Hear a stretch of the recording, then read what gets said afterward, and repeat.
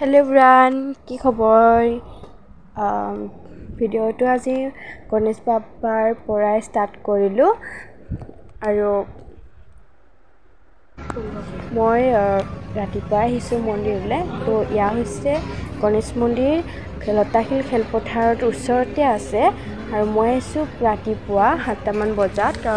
সকলো কিমান মানুহ লাইন পাতিছে ন, সকলোৰে অফিচ থাকেতো, তো ৰাতিপুৱা খুব মানুহবিলাকে আহি পূজা তূজা কৰি অফিচলৈ যায়তো, তো খুব মানুহ হৈছিলে আৰু ময়ো গ'লোঁ।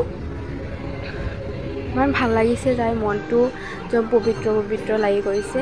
আৰু বাবাৰ ভিতৰত যিটো বাবা এনেকৈ বহাই ধুনীয়াকৈ বাবাক পূজা কৰা হৈছে আৰু ইয়াৰ ভিতৰত পৰিৱেশটো। তো এয়া হৈছিলে লতাশিল মন্দিৰটো। তাৰ পৰা আহিলোঁ আৰু গধূলি গৈছিলোঁ মই গুৱাহাটীৰে 40 ফুট যিটো গণেশ বাবা বনোৱা হৈছিলে তাত, আৰু তাতে ইমান মানুহ আছিলে আৰু পূৰা ঢাক চাক বজাই আছিলে, খুব ভাল লাগিছিলে পৰিৱেশটো। এয়া হৈছে বাবা আৰু মানুহৰ ইমান ভিৰ আছিলে ন, পূৰা মানুহ আছিলে আৰু খুব ভাল লাগিছিলে গৈ।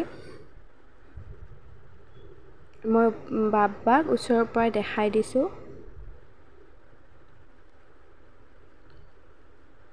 এয়া হৈছে সৰুকৈ এটা বনাইছে আৰু এটা 40 ফুট বনাইছে বাবা। কিমান ডাঙৰ ভাবকচোন, মানে পূৰা গল দাঙি চাব লগা হৈছে, ইমান ডাঙৰ, ইমান যাইখিনি ইমান ভাল লাগিছে নহয়। আজিলৈ বাই বাই। ভিডিঅ'টো শেষ হোৱাৰ আগত এটা কথা ক'ব বিচাৰিছোঁ, আৰু এইটো উদ্বোধনী কৰিছিলে আমাৰ মামাই, আৰু ইয়াৰ কাৰ্যসূচী 3 দিনলৈকে চলি থাকিব। যদি আপোনালোকে যাব বিচাৰে গুৱাহাটী লতাশিল আম্বাৰলৈ ওচৰলৈ যাব। যদি মোৰ ভিডিঅ'টো চাই ভাল লাগিছে তেতিয়াহ'লে কমেণ্টত গণপতি বাপ্পা মৰিয়া লিখি দিব।